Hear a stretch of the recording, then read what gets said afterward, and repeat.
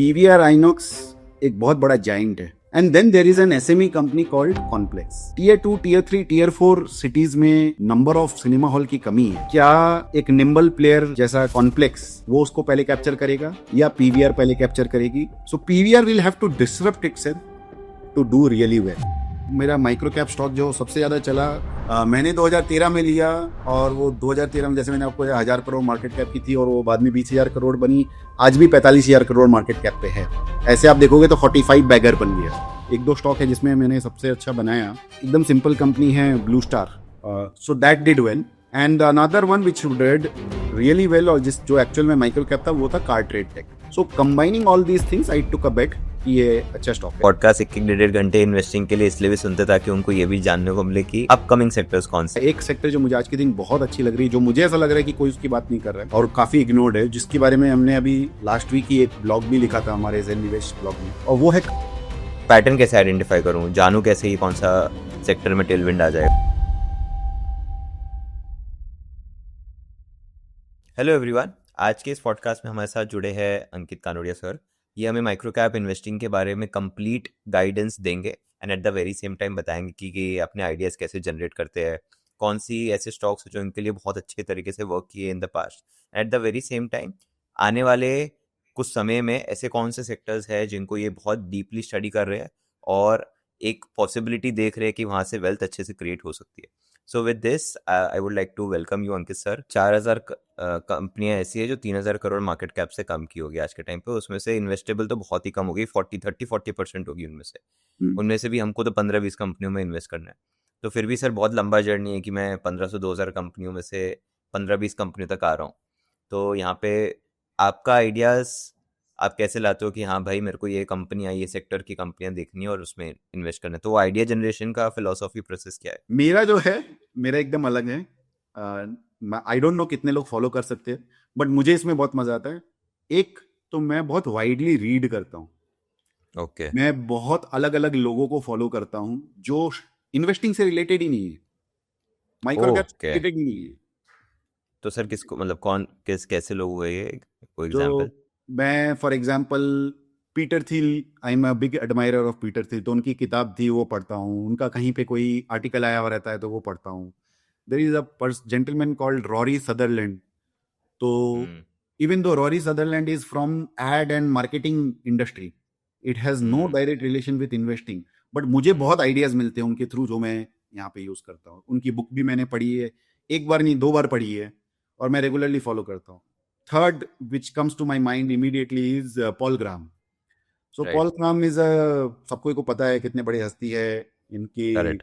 VC fund है, और Silicon Valley में I think they are investing since late 80s या 90s, ऐसा कुछ है। सो पॉल ग्राम ने एक 2006 में एक ऐसे लिखा था जिसका नाम था the power of the marginal. Okay. So अगर मैं इसको एकदम सिंपल एक लाइन में समझाऊं तो इसका मतलब ये है कि इन जनरल हमारे दिमाग में ये बैठा हुआ रहता है कि ये फलाना कंपनी इतनी बड़ी हो गई है, इतने अच्छे से मार्केट को कैप्चर कर ली है, इसको कहाँ कोई तोड़ सकता है। लेकिन पॉल ग्राम ने ये प्रूफ किया है अपने राइटिंग से विथ एग्जाम्पल्स के साथ में कि मार्केट कितना ही बड़ा हो जाए, इकोनॉमी कितनी ही बड़े हो जाए, कितने ही आगे निकल जाए हम लोग, हर समय हर मार्केट में कहीं ना कहीं कोई गैप्स होता है, और कोई ना कोई नया प्लेयर आता है जो वो गैप को फिल करता है। और वो नया प्लेयर जनरली एक छोटा प्लेयर होता है, कोई बड़ी लार्ज मल्टीनेशनल कंपनी नहीं होती है। सो अब उसने ये बात किया था स्टार्टअप्स के लिए, लेकिन मैंने वो लर्निंग सीख के मैं अप्लाई कर रहा हूँ माइक्रो कैप एसएमई स्पेस में देखने के लिए। Now let's understand from example, क्योंकि मैं खाली ऐसे एक हवा में लाइन बोल दूंगा तो शायद समझ में नहीं आएगा।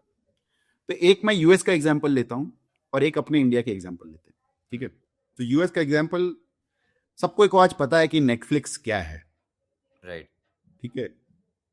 सो नेटफ्लिक्स आज के दिन एक स्ट्रीमिंग डिवाइस है और स्ट्रीमिंग कंपनी है, ऑनलाइन स्ट्रीमिंग कंपनी है, हम लोग को पता है, हम लोग यूज करते हैं रोजमर्रा की जिंदगी। लेकिन नेटफ्लिक्स की अगर आप ओरिजिन में जाओ जो अर्ली 2000 या 2006 ऐसे उसके आसपास में था, so there was a company in US, मैं उसका नाम भूल रहा हूँ, ब्रॉडबैंड या broad Blockbuster I guess. Blockbuster, या आप सही बोल रहे हो। ब्लॉकबस्टर एक कंपनी थी यूएस में। वो ब्लॉकबस्टर क्या करती थी कि उसके फिजिकल स्टोर्स होते थे करेक्ट। और वो आपको सीडीज डीवीडीज देती थी। डीवीडीज। राइट। आप उससे रेंट करते थे। आप फिजिकली स्टोर में जाते थे, रेंट करते थे, रेंट करके फिर उनको जितना आपको देखना हुआ देख के फिर उनको वापस कर दिया। ठीक करेक्ट। है। एक टाइम था, मुझे एग्जैक्ट टाइम लाइन नहीं पता, लेट 90s या अर्ली 2000 में ब्लॉकबस्टर का 50% या 50% नहीं भी होगा तो considerable amount of their revenue was coming for late fees. मतलब आप ब्लॉकबस्टर हो, मैंने आपसे सीडी रेंट पे लिया और मैं वापस आपको टाइम पे नहीं दे पाया तो आपने मुझे एक पेनल्टी लगाया कि भाई लेट फी है ये, कि आपने लेट से दिया है। तो होता ये था कि कंज्यूमर्स लोग, मेरे जैसे आपके जैसे जनरल कंज्यूमर क्या होते हैं, वो आलसी होते हैं। उनको एफर्ट लगता है यहाँ से जाना और फिजिकल स्टोर में जाके वो वापस करना, या फिर कभी कभार हम भूल जाते हैं हमारे बाकी काम में कि ये भी करना था, मुझे वापस करके आना था। सो नेटफ्लिक्स ने वहां पे अपने बिजनेस अपॉर्चुनिटी खोजी। वो राइट। बोली कि जैसे जेफ बेजोस का वो लाइन है ना कि your margin is my opportunity. Right. So भले ये लाइन जेफ बेजोस ने बोली थी, बट एग्जैक्टली यही चीज नेटफ्लिक्स ने भी किया। And there are so many other businesses also which are doing the same thing. तो वो ये बोलते हैं कि आपको हमारे यहाँ आने की जरूरत नहीं है, आपको डीवीडी चाहिए, हम लोग आपके घर पे डीवीडी पहुंचा देंगे, और जैसे ही आपका वो रेंट वाला पीरियड खत्म होगा हम कलेक्ट भी आपसे वहां कर लेंगे। So okay. There is no concept of late fee. Okay. वहां से ये बिजनेस चालू हुआ और वहां से उन्होंने मार्केट कैप्चर करना चालू किया। और आज अपने को ओ। पता है कि नेटफ्लिक्स इतनी बड़ी हो गई, बट वो हम्म। स्ट्रीमिंग डिवाइस आने के पहले ही वो काफी बड़ी हो चुकी थी और उन्होंने करेक्ट। काफी मार्केट कैप्चर कर लिया था। So right. This is the power of the marginal. बड़े कंपनी ने, ब्लॉकबस्टर ने एक गैप छोड़ा मार्केट में। उन्होंने कस्टमर को मिल्क किया कि कोई और तो है नहीं, तो मैं कस्टमर को चार्ज करता हूँ, ज्यादा से ज्यादा हम्म। चार्ज करता हूँ। कस्टमर अगर दे रहा है, उसके पास कोई ऑप्शन नहीं है, उसको देना ही पड़ेगा क्योंकि मेरे शॉप अलावा कोई है नहीं। उसी समय कोई दूसरा बंदा आया और ऐसे करके बिजनेस स्टार्ट कर दिया। कोई दूसरे स्पेस में जहाँ पे लिस्टेड स्पेस में ये लड़ाई हुई है और किसी ने वो कोना पकड़ के एक्सपैंड किया और एक बड़े से लिस्टेड प्लेयर जायंट को हिला दिया है। हिलाने की बात नहीं करूंगा। मैं अब जो नेक्स्ट एग्जांपल दे रहा हूँ, ऐसा नहीं है कि बड़ा जायंट हिल गया है। मैं बता रहा हूँ कि छोटे प्लेयर के पास कितनी अपॉर्चुनिटी होती है। करेक्ट। तो now let's look at something like a bank और a private bank versus an affordable housing finance company. Okay. जैसे let's take example of say HDFC bank, hmm. Housing development finance bank, जो housing loan से, या HDFC bank नहीं, HDFC limited देखते हैं जो बड़ी hmm. Housing finance company, right? Hmm. And then look at not just one, look at all the affordable housing finance companies which have grown to more than 10,000 crore of asset correct. in the last 10 years. तो वो correct. कैसे हो पाया? ऐसा नहीं है कि ये लोग, सो अगर आप एचडीएफसी देखो तो एचडीएफसी के पास सबसे बड़ा एडवांटेज है कि they have low cost of funds. तो जो रेट पे एक एचडीएफसी या कोई भी बड़ा हाउसिंग फाइनेंस कंपनी एक होम लोन दे सकता है, कोई भी अफोर्डेबल हाउसिंग फाइनेंस कंपनी उस रेट को मैच ही नहीं कर सकता। वेरी ट्रू, क्योंकि उनका सोर्स ऑफ फंडिंग भी सस्ता है। ठीक है, तो करेक्ट। एचडीएफसी का road source of funding is the lowest and that's why it can give you the best rate. ठीक है, but affordable housing finance company फिर कैसे ग्रो हुई? ये देखने की बात ये है कि उन्होंने भी वही गैप खोजा जहां पे बैंक्स नहीं जा सकती या बड़ी कंपनी नहीं जा सकती। तो उन लोगों राइट। ने क्या किया कि उस सेगमेंट को खोजा जहां पे फॉर्मलाइज्ड इनकम नहीं थे। तो बैंक्स का, बड़ी हाउसिंग फाइनेंस कंपनीज का ये मैंडेट होता था कि आपको एक फॉर्मलाइज्ड इनकम होना चाहिए, जैसे इनकम टैक्स रिटर्न होना चाहिए, बैंक अकाउंट स्टेटमेंट होना चाहिए। करेक्ट। करेक्ट। लेकिन इंडिया तो कितना वास्ट है, और इंडिया इतने वास्ट कंट्री में कितने सारे लोग जो छोटा काम कर रहे हैं, छोटा इन द सेंस जिनके yearly income would be around 10 lakhs 15 lakhs, उससे ज्यादा नहीं होगी। उसमें से बहुत लोग ऐसे हैं जो फॉर्मलाइज्ड इकोनॉमी का पार्ट ही नहीं है, वो इनकम करेक्ट। टैक्स ही नहीं भर रहे। But that doesn't mean that they can not be given loan, housing loan. और रिस्क फ्री, मतलब रिस्क एडजस्टेड लोन दे रहे हैं। ऐसा नहीं कि आप हवा में लोन दे रहे हो, बहुत बहुत ज्यादा करेक्ट। रिस्क है। बट वो करने का तरीका अलग है, उसका मैंडेट अलग है। एंड अगेन कोई रॉकेट साइंस नहीं है जो HDFC फॉलो नहीं कर सकता था। इट्स जस्ट दैट कि it is so small, size of the loan is so small, उनकी टिकट साइज इतनी छोटी है कि HDFC के लिए doesn't make sense to go there. Correct. तो ऐसा नहीं कि लाइक बड़ा प्लेयर हिल गया, मैं बोल रहा हूँ कि छोटे प्लेयर के लिए भी कितनी बड़ी अपॉर्चुनिटी थी in the last 10 years. Like wise sir MSME loans में भी सेम चीज मैंने देखी थी। तो देयर आर, मैंने एक एग्जांपल दिया, हाँ वैसे MSME लोन्स भी है। करेक्ट, मतलब एक दो कंपनियों से मिला था, उन्होंने भी इनफैक्ट सेम स्टोरी बताई थी इनफैक्ट कि इसका सबसे अच्छा एग्जांपल अगर मैं आपको दूं तो वो है SBFC लिमिटेड। ओके तो अगर आप असीम ध्रुव जी की स्टोरी देखो तो Aseem Dhruv ji used to work in HDFC bank. Okay. ये MSME लोन का बिजनेस उन्होंने 2 बार ट्राई किया HDFC के अंदर और नहीं कर हम्म पाए। हम्म 2016-17 के आसपास लास्ट में उनको समझ में यही आया कि मुझे हल निकल के इसको छोटे रूप से स्टार्ट करना पड़ेगा। एज अ, जो मैंने बोला ना कि ये गैप है तो इतना छोटा है कि बड़ी कंपनी के अंदर में वो गैप फिल नहीं हो सकता। करेक्ट। तो आप देख लो 2016-17 से आज की journey, it is now close to 10,000 crore market cap company. So all these are, और ऐसे में आपको मल्टीपल और, मतलब हम लोगों को सिर्फ उसकी बात नहीं करनी है, बट ऐसे बहुत सारी इंडस्ट्री में आपको ये पैटर्न दिखेगा। और ऐसे बहुत सारे अलग अलग बिजनेस पैटर्न भी होते हैं which you get to know when you read about different people, वो लोग कैसे सोचते हैं। मे बी वो लोग आपके इन्वेस्टिंग में नहीं है, राइट। सो लेकिन अगर आप इन्वेस्टिंग चालू करो तो जैसे मैंने इन्वेस्टिंग चालू किया तो सबसे पहले किसका पढ़ना चाहिए? Warren Buffett. कोई जरूरी नहीं है कि वॉरेन बफेट जो स्टॉक कर रहा है या जितने कैश रख के रखा है मैं भी वैसे रखूंगा, लेकिन उसने कितने सिंपल तरीके से वॉरेन बफेट ने इन्वेस्टिंग के प्रिंसिपल्स को प्रैक्टिकली क्लियर किए थे अपने लेटर्स के through. I would say it is a must for anyone who start his investing jet. अगर मुझे मेरे ऑफिस से चीज़ें समझनी हो तो डेटा का एक्सेसिबिलिटी स्मॉल माइक्रो कैप में उतना नहीं होता जितना लार्ज कैप में होता है। However that situation is getting better slowly gradually. मतलब I am talking from a stand point of view, जहाँ पे मैं एक रिलायंस की एनुअल रिपोर्ट जब खुलता हूँ तो जितनी चीज़ें वो मुझे उस एनुअल रिपोर्ट में डाल के देते हैं वर्सेस एक 5,000 करोड़ कंपनी की एनुअल रिपोर्ट पढ़ता हूँ तो जितनी चीज़ें वो मुझे डाल के देते हैं उनमें बहुत सारे डिफरेंसेस होते हैं। तो वो डेटा एक्सेसिबिलिटी की प्रॉब्लम को आप कैसे सॉल्व करते हो? सो कुणाल, ये बहुत इंपॉर्टेंट टॉपिक आपने बताया है। तो इसमें सबसे पहले तो मैं ये क्लियर करना चाहता हूँ कि आज हम लोग 2026 में बैठे हैं। अगर 10 साल पीछे जाए 2016 में, तब तो ये बात थी कि स्मॉल माइक्रो कैप में एक्चुअल में इन्वेस्ट आपको ऑफिस में बैठे बैठे कुछ नहीं मिल रहा था। करेक्ट। ठीक है। आज 10 साल बाद 2026 में जब हम लोग बात कर रहे हैं तो एक्चुअल में इट हैज इम्प्रूव ड्रास्टिकली। ठीक है। एंड जो आप रिलायंस का आपने एग्जांपल दिया, रिलायंस हो चाहे कोई भी बड़ी कंपनी हो, मैं बोलता हूँ उसमें एक बहुत बड़ा प्रॉब्लम है कि वो 300 400 500 पन्ने की जो एनुअल रिपोर्ट होती है वो अल्टीमेटली लोग यही करते हैं कि उसको चैट जीपीटी में डाल के बोलते हैं कि समराइज कर दो। यस। ठीक है, आपको उतना भी डिटेल नहीं चाहिए। प्रॉब्लम यही है कि इंफॉर्मेशन ओवरडोज हो रहा है। ठीक है। Correct. Now there are consultants in the market who understand कि लोगों को क्या पढ़ना है, लोगों को क्या अच्छा लगता है, तो वो लोग गाइड भी करते हैं मार्केट मैनेजमेंट को कि मैनेजमेंट अपनी बात नहीं लिख रहा होता है, जो कंसल्टेंट बता रहा होता है उसके हिसाब से लिख रहा होता है। तो कभी कभी क्या होता है कि वो पन्ने, स्टोरी, बहुत सारे बेकार की चीज भर दिया जाता है जो जरूरत नहीं है।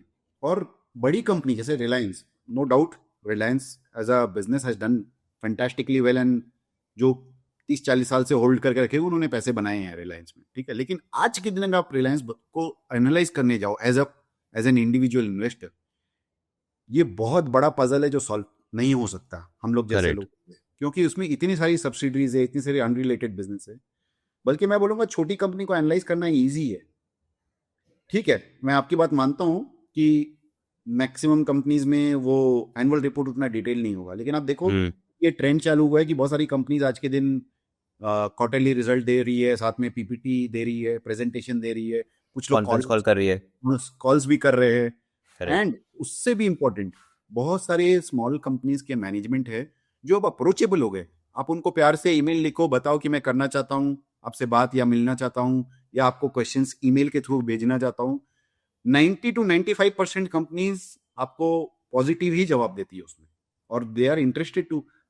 प्रॉब्लम ये है कि लोग घर पे बैठे कुछ कर नहीं रहे और लोग मतलब जिसको बोलते हैं ना कि पॉइंट आउट करते हैं कंपनीज के ऊपर में कि नहीं आपने नहीं किया या कंपनी नहीं कर करेक्ट। रही। आप ट्राई तो करो। और करेक्ट। आपको ये भी समझना चाहिए कि एक ह्यूमन नेचर है।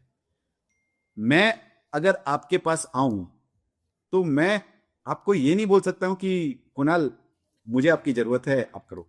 मुझे पहले आपको ये सोचना चाहिए कि मैं कैसे आपके लिए कुछ, मैं आपको क्या दे सकता हूं। तो अगर ये आप ये दोनों सिचुएशन को देखो, तो आप कंपनी के मैनेजमेंट को अगर आप दिखाते हो कि आप क्या उनको दे सकते हो, तो हम्म। कंपनी मैनेजमेंट ज्यादा जरूरी है कि ज्यादा चांसेस है, प्रोबेबिलिटी ज्यादा चांसेस है कि वो मिलेगी। जैसे फॉर एग्जांपल अगर एक कंपनी है जिसका बिजनेस आपको अच्छा लगता है, उसका करेक्ट। स्टॉक प्राइस 2 साल 3 साल से बहुत अच्छा चला और अचानक से अभी क्रैश कर गया, 50 60 70% क्रैश कर गया, आप उस समय वो छोटी एसएमई या माइक्रो कैप कंपनी के प्रोमोटर को ईमेल लिख रहे हो, या मैनेजमेंट को, टॉप मैनेजमेंट को ईमेल लिख रहे हो, और उसमें ये लिख रहे हो कि मैंने आपकी कंपनी को स्टडी किया है, आपका बिजनेस मॉडल मुझे बहुत अच्छा लगता है, और अभी जिस तरह का करेक्शन आया है इसमें तो मुझे और भी अच्छा लग रहा है। मुझे ऐसा लगता है कि ये टाइम बहुत अच्छा समय है आपकी कंपनी को एनालाइज करके इसमें इन्वेस्ट करने का। मेरे ये सवाल है, आप मुझे अगर इसका जवाब दोगे, अगर आप इस तरह से फ्रेम करके फिर आप सवाल पूछते हो, देर इज अ हाई प्रोबेबिलिटी कि वो जवाब देंगे। लेकिन अगर आप बोलोगे, मेल में लिखोगे कि मैंने आपकी कंपनी के बारे में पढ़ा और मैं आपसे मिलना चाहता हूं, तो आप सोचो ऐसे ईमेल्स तो रोज आएंगे, ऐसे ईमेल्स तो उनके पास रोज आएंगे। करेक्ट। सो सर, लेकिन जैसे मैं एक चीज़ नोटिस की मैंने पिछले 15 साल में, इंडिया में जो मैनेजमेंट है स्पेशली, वो आज से 2015-16 में उनका एस्पिरेशन ये होता था कि मुझे कंपनी लिस्ट करवानी है, 20-50 हज़ार करोड़ मार्केट कैप पे पहुंच जाती थी वो लोग, बहुत ज़्यादा सैचुरेट हो जाते थे कि हाँ हमने कुछ कर लिया है। मुझे पर्सनली लगता है कि वो शिफ्ट भी आया है इंडिया में, जहाँ पे प्रमोटर्स भी ऐसे हो गए कि मुझे मेरी कंपनी को और बड़ा बनाना है, रेवेन्यूज और बड़े करने हैं, एक सर्टेन मार्केट कैप तक लेके जाने कंपनी को। क्या आपने भी as a person who has been in the market for so long, और ये वाली स्पेस में ही आप रहे हो, आपने भी देखा है कि ये शिफ्ट आया है धीरे धीरे? शिफ्ट आया है, और शिफ्ट तो डेफिनेटली आया है, इसमें कोई डाउट ही नहीं है, शिफ्ट तो आया है। But let us go into detail कि ये शिफ्ट, या ट्राई टू अंडरस्टैंड कि ये शिफ्ट क्यों आया है। हम्म। सी आप देखिए, एनवी, ग्रीड और फियर, ये एक जो इमोशंस है हमारे अंदर, चाहे आप हो, चाहे मैं हूं, चाहे प्रोमोटर्स हो, चाहे इन्वेस्टर्स हो, ये सबके हम्म। अंदर में रहा है हमेशा से, तो ये चेंज राइट। नहीं होने वाला। तो हम्म। पहले लोगों को पता नहीं था, चाहे वो इन्वेस्टर हो चाहे वो प्रोमोटर हो, उनको पता नहीं था कि क्या पॉसिबिलिटी है। जैसे जैसे जैसे क्या होता है कि आप अपने घर के बगल वाले को देखते हो कि अच्छा वो क्रिप्टो में डाल रहा है, अरे मैंने क्रिप्टो में नहीं डाला। All investing starts like this only, कि उसके राइट। पास गाड़ी है मैंने गाड़ी नहीं ली, या मेरे पास uh, छोटी गाड़ी है उसके पास एसयूवी है। So correct. That is how it starts. So management हो चाहे इन्वेस्टर हो, सब ऐसे ही स्टार्ट करते हैं। जब उनको दिखता है कि कोई और कंपनी ने अच्छा कर दिया, छोटी कंपनी थी, यहां से यहां तक पहुंच गई, तो ऑब्वियसली वो एस्पिरेशन आता है। But your job as an investor वहां पे ये होता है कि आपको ये देखना है कि सी वो एस्पिरेशन रखना खराब नहीं है कि बड़ा हम्म। हुए, आपको ये देखना है एज एन इन्वेस्टर कि वो एस्पिरेशन को वो फुलफिल कैसे कर रहे हैं। करेक्ट। अगर आप रेगुलर बेसिस पे लॉफ्टी प्रोजेक्शन दे के फंड रेज करने की कोशिश कर रहे हो, डाइल्यूट कर रहे हो इक्विटी को, तो ऐसे लोगों से डर के रहना है। और अगर आप जेन्युइनली अच्छा काम कर रहे हो, उसके लिए कभी आपको फंड चाहिए तो फंड रेज भी कर रहे हो, और अगर आपने ऐसा बिजनेस बनाया है कि फंड रेज की जरूरत ही नहीं है, तब तो और भी अच्छी बात है। तो आपको एज एन इन्वेस्टर जब आप ऐसी कंपनीज को देखते हो, तो आपको वो डिफरेंशिएट आपके मन में होना चाहिए कि एस्पिरेशन रखना बुरी नहीं है, बल्कि इनफैक्ट आपको तो ऐसी कंपनी खोजनी है जिसमें प्रोमोटर का वो एस्पिरेशन हो। क्योंकि अगर प्रोमोटर एस्पिरेशन ही नहीं रखेगा, चाहे कितना ही अच्छा प्रोमोटर हो, आपके पैसे नहीं। एक और चेंज ये आया है कि पहले के जनरेशन में इन जनरल टैक्स सेव करना एक बहुत बड़ा बात माना जाता था, कि मुझे टैक्स सेव करना है, चाहे वो लीगल तरीके से हो चाहे वो घुमा फिरा के तरीके से हो, कि मुझे टैक्स सेव करना है तो उसमें मेरी बचत होगी। बट एक पॉजिटिव चेंज इस इंडस्ट्री में या इस फील्ड में ये आया है कि जो नई जनरेशन है, सेकंड जनरेशन या थर्ड जनरेशन जो भी बोल लो, उनको ये समझ में आया है कि आप टैक्स से जितना पैसा बचा रहे थे, उसके मल्टीपल से आप अपना मार्केट कैप बढ़ा सकते हो, अगर आप जेन्युइन काम करो, सब कुछ करेक्ट। सही तरीके से करो। So that is also a big positive for micro cap investors. Correct. और mostly people have move towards कि मैं टैक्स फाइल करके करेक्ट वे में मेरी इनकम रिपोर्ट करूं एग्जैक्टली। और उस तरीके से चीज़ें ग्रो करूं। बाकी सर। अच्छे लोग बुरे लोग हर समय रहेंगे, आज भी राइट। है, कल भी थे और कल भी रहेंगे। उसकी करेक्ट तो कोई खत्म नहीं होने वाला वो। करेक्ट। सर आपने एक पॉइंट अभी मेंशन किया था जहाँ पे आपने कहा कि स्मॉल माइक्रो कैप को थोड़ा बहुत अब आसान हो गया कि ऑफिस से बैठ के भी पढ़ सकते हो समझ सकते हो, but yes on ground reality जाके चेक करना अलग ही बात हो जाती है। ऑफिस में बैठ के सिंस 2022-23 से एआई आने लगा है, लोग चैट जीपीटी क्लॉड ये सब यूज़ करने लगे हैं फॉर राइटिंग पर्पसेस, या फिर कोई समराइज वे में एनालिसिस करने कोई रिपोर्ट का कोई डॉक्यूमेंट का, तो उसके लिए यूज़ कर रहे हैं। तो अपार्ट फ्रॉम दैट एआई को इन्वेस्टिंग प्रोसेस में कैसे इंकलकेट कर सकते हो? अगर आप करते हो तो आप कैसे उसको इंकलकेट करते हो? सो मैं कैसे करता हूँ उसके पहले मैं एक इन जनरल बताऊंगा कि मैं कैसे, मेरा जो ओपिनियन है थोड़ा सा अनपॉपुलर है मार्केट में, जो बाकी लोग कर रहे हैं मुझे I don't believe in that. तो मैं थोड़ा उसका रीजनिंग देना चाहता हूँ कि मैं क्यों नहीं बिलीव करता हूँ उसमें। So again I will take help of one of my mentors Rory Sutherland, जहाँ पे वो ये बोलते हैं कि मार्केट में मार्केटियर्स या कंसल्टेंट भरे हुए हैं जो आपको एफिशिएंसी के नाम में कुछ भी बेचेंगे, ठीक है। और एफिशिएंसी आप कैसे मेजर करते हो कि आपका पैसा किस में बचा या आपका टाइम किस में बचा। लेकिन आपको कोई भी चीज अच्छा करना है तो आपको टाइम तो देना ही पड़ेगा। Now with this concept in mind, अब अपने एआई की बात करें तो एआई बहुत ही इंपॉर्टेंट टूल है और बहुत ही सही इन्वेंशन है हमारे जैसे फील्ड के लिए जिनको डीप रिसर्च करना। तो मैं एआई बहुत ही एक्सटेंसिवली यूज करता हूं। लेकिन मैं क्या डिफरेंट करता हूं इन जनरल, जो मैं सोशल मीडिया में देखता हूं कि आप ये प्रॉम्प्ट ले लो आपका इतना समय बच जाएगा, आप ये प्रॉम्प्ट ले लो। आई थिंक प्रॉम्प्ट, मेरे पास कोई प्रॉम्प्ट ही नहीं है सबसे पहली बात। आई don't have any fixed prompt की जिससे मैं करता हूँ। मेरा ये मानना है चाहे आप रिसर्च कर लो, चाहे आप मार्केटिंग कर लो, चाहे आप कोई भी फील्ड विच रिक्वायर्स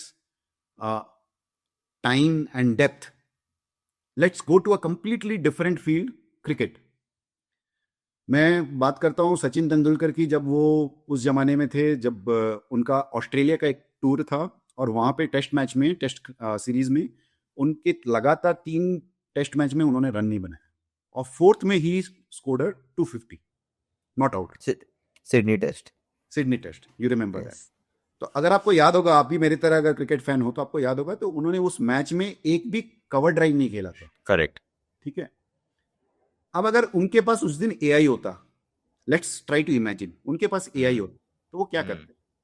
एआई उनको शायद पहले दिन में बोलता कि अरे यार आपको कवर ड्राइव नहीं खेलना है। शायद, मैं बोल रहा हूँ अगर हम्म एडवांस एआई होता कि आप कवर ड्राइव से बार बार आउट हो रहे, आप कवर ड्राइव नहीं खेलना।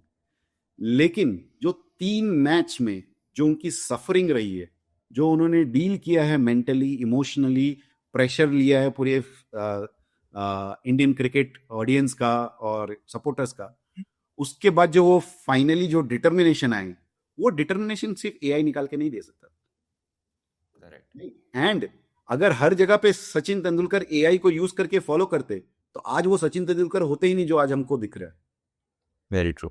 सो फॉर एग्जाम्पल अगर क्रिकेट पे ही बात करें तो क्रिकेट में भी टेक्नोलॉजी यूज होती है, काफी यूज होने लग गई है, जहां पे आपको पहले के जमाने में अपने खुद के शॉट्स या बॉलर का एक्शन आपको पता नहीं चलता था, लेकिन बाद में रिकॉर्डिंग्स देखने को मिल जाती थी, right. So which was an added advantage, but you can't leave your own style. Correct. Same works with investing. So AI correct. अगर आप देते हो तो एआई आपका क्या हेल्प कर देता है कि इंफॉर्मेशन निकालने में वो बहुत हेल्प करता है। और मैं एकदम सिंपल करता हूं, मेरा कोई प्रॉम्प्ट नहीं है। मैं क्या करता हूं, मैं बोलता हूं कि मुझे ये कंपनी को रिसर्च करना है, मुझे इसकी हिस्ट्री में जाके तब से लेके अभी तक के इसके सारे के सारे माइलस्टोन रिलेटेड न्यूज दे दो। हम्म तो मेरे आई डोंट माइंड अगर वो 20 माइलस्टोन हो, 30 माइलस्टोन हो, 40 माइलस्टोन हो, I am interested in knowing anything and everything about that business. Right. तो एआई जनरली 30, 40, 50 निकाल के देता है। राइट। फिर मैं उसको समराइज करने नहीं बोलता हूं, हम्म मैं जाके कोशिश यही करता हूं कि ये सारे के सारे न्यूज आर्टिकल खुद पढ़। ओके। करेक्ट। ठीक है। उसका क्या कारण सर? आप समराइज मिल जाएगा तो आपका टाइम बचेगा। तो टाइम बचाना ही नहीं है, मेरे को डेप्थ ओके। में जाना है। ओके। एआई मुझे बहुत अच्छे से इंफॉर्मेशन ला के दे रहा है, मैं उसको यूज कर रहा हूं। आज से 2 साल पहले, 3 साल पहले मैं अगर गूगल में टाइप करता तो गूगल इतने अच्छे से सारे के सारे न्यूज आर्टिकल नहीं लेते, वो कोई 5-7 जो सबसे फेमस हुए होंगे वो लेके आता, और उसको भी वो क्रोनोलॉजिकली अरेंज करके नहीं देता। मेरे को तो पूरी हिस्ट्री मिल गई क्रोनोलॉजिकली, ये करेक्ट। कंपनी में क्या हुआ नहीं हुआ। तो मुझे तो कहानी जाननी है कंपनी की, राइट। बिजनेस, एनुअल रिपोर्ट और नंबर्स, वो सब सब बाद में जाए। पहले तो मुझे कहानी जाननी है कि हिस्ट्री कहाँ से हुई। For right. That I don't need any prompt, and I am not against prompt. कोई अगर प्रॉम्प्ट यूज करते तो उसके prompt should be the starting point. Correct. के बाद the real benefit of AI is कि आप कितने ज्यादा उसके साथ स्ट्रगल करो और रेसल करो कि नहीं यार तुमने मुझे ये दिया, I was looking for this, मैं एक्चुअली इसमें और डीप में जाना चाहता हूँ, उसमें नहीं जाना चाहता हूँ। आप जितना इंटरेक्ट करोगे और जितना उसको बार बार फोर्स करोगे कि वो भी थोड़ा और मेहनत करे, तब जाके आपको एक्चुअल में निकल के आता है। मुझे अभी बात करते करते ही स्टीव जॉब की एक वो बहुत अच्छी कोट याद आ गई। वो बोलते हैं कि जब उन्होंने शायद 80s में या 90s में बोला था ये बात कि जब भी आप कोई first solution which comes to your mind, जब भी आप कोई प्रॉब्लम के ऊपर सोचते, that is always a complex solution या which is not a very clear solution. आप करेक्ट। कितना टाइम देते हो वो सोल्यूशन को, तो जैसे जैसे आप टाइम दोगे आपके ब्लाइंड स्पॉट्स हटते हैं। आप एक वो अनियन की लेयर की तरह है, आप एक पील कर रहे हो, फिर और थोड़ी क्लैरिटी आती है, फिर एक पील कर रहे हो। एआई क्या कर रहा है, आपको वो पीलिंग का प्रोसेस बहुत कन्वीनियंट बना दे रहा है और आपको इंजॉयबल बना दे रहा है। हम्म। आपको बहुत ज्यादा भागना दौड़ना नहीं पड़ रहा है। लेकिन अगर आप पील करना ही बंद कर दो, सोचे कि नहीं मेरे को पील करना ही नहीं है, जो मेरे को सामने एआई दे दिया है बस मैं उसको बना लूं, ये एक बहुत बड़ी बिहेवियरल प्रॉब्लम आ रही है हमारी जनरेशन में। Correct. People don't have the patience and don't have the attention span to go through things. In fact मेरे साथ में भी होता है कि इन जनरल चैट जीपीटी, हर समय चैट जीपीटी हो चाहे कोई भी एलएलएम हो, कुछ भी खुला रहता है। अगर कोई लंबा डॉक्यूमेंट आया तो there is a tendency to go ChatGPT में अटैच कर दो और उसको समराइज करने के लिए बोल दो। तो मुझे कोई भी चीज इंपॉर्टेंट मिलता है जो 10 पन्ने का 20 पन्ने, मैं एक्स्ट्रा एफर्ट डाल रहा हूँ लास्ट 2 3 4 महीने से कि कुछ भी अच्छा कोई आर्टिकल आया जो 10 पेज का 20 पेज का या 50 पेज का भी है, तो मैं उसकी प्रिंट आउट निकालता और प्रिंट ओके। आउट निकाल के जी पढ़ता हूँ, क्योंकि that will help me to at least, भले मैं रोज का 5 पन्ना ही पढ़ूं, कोई जरूरी नहीं कि हम्म। 50 पेज है तो एक दिन में 50 पेज पढ़ने, लेकिन मैं करेक्ट। अगर तो फोर्स करूं थोड़ा अपने आप को, तो at least I will be able to think more, spend more time on that issue. Correct. That is a bigger problem. AI is a very good tool, but लोग उसको यूज गलत तरीके से कर रहे हैं मेरे हिसाब से, अगर आप देखो। And I am hmm. Only in terms of investing. अगर आप ट्रेडिंग की भी बात करो तो ट्रेडिंग में भी AI can not replace the professional trader, at least at this stage. आगे देखिए AI is a evolving thing, मुझे नहीं मालूम 1 साल बाद 2 साल बाद वो कहाँ हो, बट एज ऑन डेट जब हम लोग फरवरी 2026 की बात करें, तो जिस तरह से ट्रेडर का एक इनसाइट होता है और जो वो स्ट्रगल करता है, इमोशंस फील करता है, वो एआई नहीं कर सकता। तो एक कोई करेक्ट। अच्छा ट्रेडर वही इंफॉर्मेशन को यूज करके कितने अच्छे से अपने स्टॉप लॉस यूज करके कट कर देता है लॉसेस को, या विनर्स को राइड करने लगता है। आई डोंट थिंक सारे के सारे ट्रेडर्स अगर वही एआई का प्रॉम्प्ट यूज करे और वो कर पाएंगे। तो ये डिस्टिंक्शन बहुत जरूरी है लोगों को समझना, जो बस मुझे ऐसा लगता है कि कोई भूल जाते हैं। साइकोलॉजिकली जो चीजें होती है वो ह्यूमंस जो करते हैं वो वही कर एग्जैक्टली, सकते हैं। Right. But with a caveat, हो सकता है एआई इसको भी बाद में जाके कर दे, बट आज तो नहीं है। करेक्ट। करेक्ट। सर, आपके पूरी जो जर्नी रही है 2016-17 के बाद से लेके अब तक की, स्पेशली स्मॉल माइक्रो कैप में, उसमें कुछ कोई ऐसे बिजनेसेस जो विनर्स के तौर पे उभरे आपके लिए, और उन्होंने पूरे पोर्टफोलियो को ही एक अच्छा रिटर्न बना के दिया हो? सो पोर्टफोलियो का रिटर्न तो एक्चुअल में मेरा माइक्रो कैप स्टॉक जो सबसे ज्यादा चला, उसमें पोर्टफोलियो वाइज रिटर्न तो अच्छा बना था, लेकिन मैंने पैसे उसमें इतने नहीं डाले थे। ओके। तो मतलब पोर्टफोलियो वाइज रिटर्न नहीं बना, आप बोल सकते हो, क्योंकि मैंने 2013 में लिया, और वो 2013 में जैसे मैंने आपको 1000 करोड़ मार्केट कैप की थी, और वो बाद में 20,000 करोड़ बनी, आज भी 45,000 करोड़ मार्केट कैप पे है। ठीक है, तो ऐसे आप देखोगे तो 45 बैगर बन गया। लेकिन मैंने हम्म। पैसे फ्रॉम 2013 टू 2020 मैंने पैसे ज्यादा नहीं डाले थे उसमें, ओ। तो इसलिए वैसा नहीं था। अगर वैसी बात करें तो मेरा सबसे अभी लास्ट 4 5 साल में जो जो स्टॉक, एक दो स्टॉक है जिसमें मैंने सबसे अच्छा बनाया। सो एक तो था, एकदम सिंपल कंपनी है, ब्लू स्टार। ओके। वो आई थिंक मैंने जब लेना स्टार्ट किया था तो वो माइक्रो कैप भी नहीं था, करीब 3,000 करोड़ या ऐसा कुछ मार्केट कैप होगा, 4,000 5,000 करोड़ होगा जो भी होगा। सो दैट डिड वेल।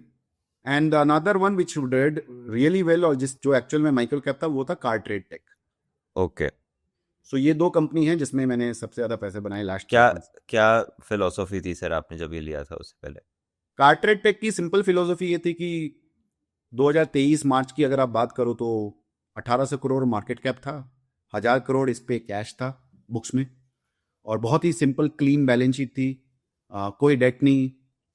इनका जो कोर बिजनेस था platform business which was growing at 30% CAGR, okay. And ये company was the one of the first और probably the first company which got listed in 2021, जो न्यू एज बिजनेसेस की बात कर रहे थे ना, लिस्टिंग प्लेटफॉर्म बिजनेसेस के थे, प्लेटफॉर्म राइट? बिजनेसेस की, न्यू एज प्लेटफॉर्म बिजनेसेस। हम्म। तो उसमें आई थिंक अगस्त 2021 में ये इसकी लिस्टिंग हुई थी, और जब लिस्ट हुई थी तो ये 35 टाइम्स सेल्स पे लिस्ट हुई थी। ओ। ठीक है, और वहां से ये मतलब 1500-1600 रुपया इसका भाव हुआ करता था उस समय। और मैं मार्च की जब बात कर रहा हूँ तो हालांकि मैंने मार्च में नहीं लिया, मतलब मार्च 2023 में नहीं लिया, मैंने लेना पहले से चालू कर दिया था अराउंड जून या फरवरी 2022 से, जब उसका भाव 700 के आसपास था। लेकिन मैं मार्च 2023 की बात कर रहा हूँ क्योंकि उस समय मैंने एक ब्लॉग लिखा था कार्टरेट टेक के ऊपर, और उस समय इसका भाव 450 या 400 के आसपास था। तो उस समय मैंने खाली यही आइडेंटिफाई किया कि 4-5 रीजन क्या है कि इसका ये स्टॉक गिरा है।